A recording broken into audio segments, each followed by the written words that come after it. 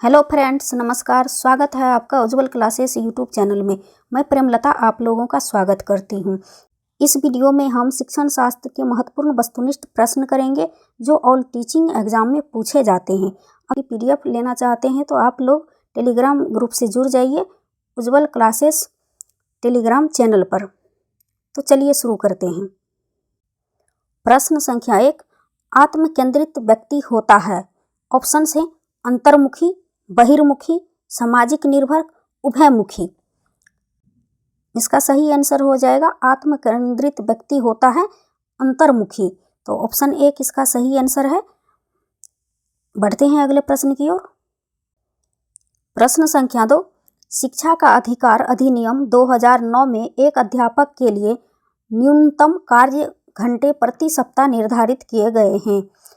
Options हैं 40 घंटे, 45 घंटे, 50 घंटे, 55 घंटे। तो इसका सही आंसर हो जाएगा शिक्षा अधिकार अधिनियम 2009 के अनुसार अध्यापक के जो है कार्य घंटे प्रति सप्ताह किया गया है 45 घंटे।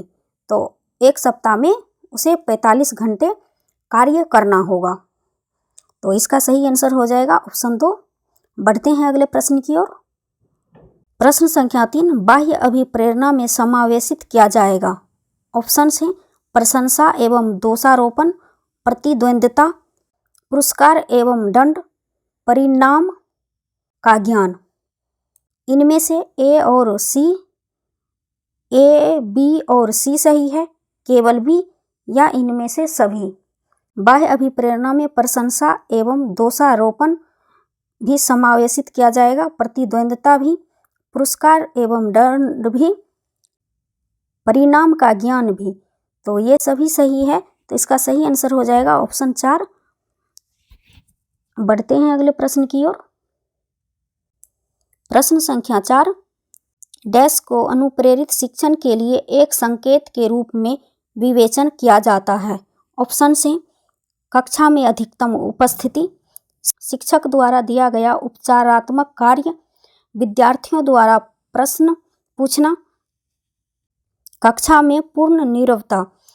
तो यहाँ पर पूछा गया है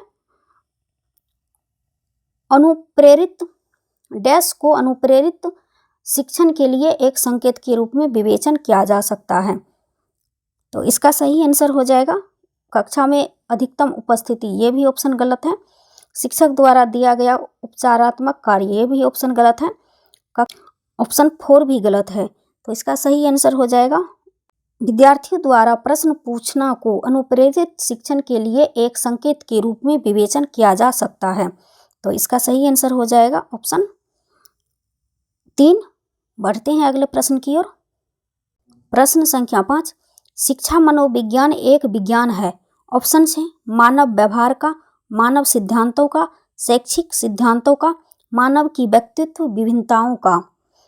तो शिक्षा मनोविज्ञान हमसे पूछा गया है, तो इसका सही आंसर हो जाएगा ऑप्शन 1, मानव व्यवहार का जो है मानव व्यवहार का शिक्षा मनोविज्ञान एक विज्ञान है। तो ऑप्शन 1 इसका सही आंसर है। बढ़ते हैं अगले प्रश्न की ओर। प्रश्न संख्या 6, मूल्यांकन का क्षेत्र है। ऑप्शन से सीमित, असीमित, संकुचित, व्यापक। तो इसका सही आंसर हो जाएगा मूल्यांकन का क्षेत्र व्यापक होता है। तो ऑप्शन डी इसका सही आंसर है। बढ़ते हैं अगले प्रश्न की ओर। संख्या 7, मनोविज्ञान मन का विज्ञान है, यह कथन है। ऑप्शंस है रेवनी का, अरस्तु का, डेकार्ट का, स्किनर का। तो मनोविज्ञान मन का विज्ञान है, यह कथन है अरस्तु का। तो ऑप्शन बी इसका सही आंसर है। बढ़ते हैं अगले प्रश्न की ओर।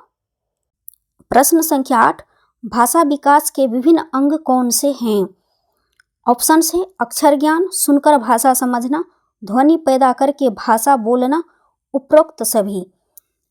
भाषा विकास के विभिन्न अंग हैं, अक्षर ज्ञान भी है, सुनकर भाषा समझना भी है, ध्वनि पैदा करके भाषा बोलना, ये भी ऑप्शन सही है। तो इसका सही आंसर हो जाएगा उपरोक्त सभी सही हैं। तो ऑप्शन डी इसका सही आंसर है। बढ़ते हैं अगले प्रश्न की ओर। प्रश्न संख्या 9, सृजनशील बालकों का लक्षण है। ऑप्शन से समस्याओं के प्रति सजगता का अभाव, गतिशील चिंतन का अभाव, अनमनीयता, जिज्ञासा। तो हमें पूछा गया है सृजनशील बालकों का लक्षण है, तो समस्या के प्रति सजगता का अभाव, ये ऑप्शन गलत है, अभाव दिया हुआ है। गतिशील चिंतन का अभाव, ये भी ऑप्शन गलत है। अनमनीयता, ये भी ऑप्शन गलत है। सृजनशील बालकों का लक्षण है जिज्ञासा, तो ऑप्शन डी इसका सही आंसर है। बढ़ते हैं अगले प्रश्न की ओर। प्रश्न संख्या 10, किशोरावस्था की प्रमुख विशेषता नहीं है, हमसे नहीं पूछा गया है, इस बात का ध्यान रखेंगे। ऑप्शन है संवेगों का आधिक्य, संचय की प्रवृत्ति, कल्पना की बहुलता, मानसिक विकास। हमसे नहीं पूछा गया है, किशोरावस्था की विशेषता नहीं है, इसका सही आंसर हो जाएगा ऑप्शन डी, मानसिक विकास जो है किशोरावस्था की प्रमुख विशेषता नहीं है। संवेगों का आधिक्य ये भी है, संचय की प्रवृत्ति ये भी है, कल्पना की बहुलता ये भी प्रमुख विशेषता है किशोरावस्था की, हो जाएगा ऑप्शन डी। बढ़ते हैं अगले प्रश्न की ओर। प्रश्न संख्या 11, सीखना संबंध स्थापित करना है, संबंध स्थापित करने का कार्य मनुष्य का मस्तिष्क करता है, यह कथन है। ऑप्शन है वुडवर्थ, थॉर्नडाइक, रायबर्न, स्किनर।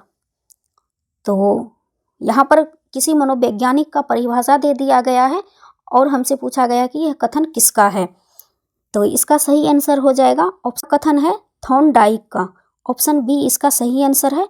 बढ़ते हैं अगले प्रश्न की ओर। प्रश्न संख्या 12, क्रियात्मक अनुबंधन का सिद्धांत किसकी देन माना जाता है। ऑप्शन है थॉर्नडाइक, पावलोव, स्किनर, उपरोक्त में से कोई नहीं।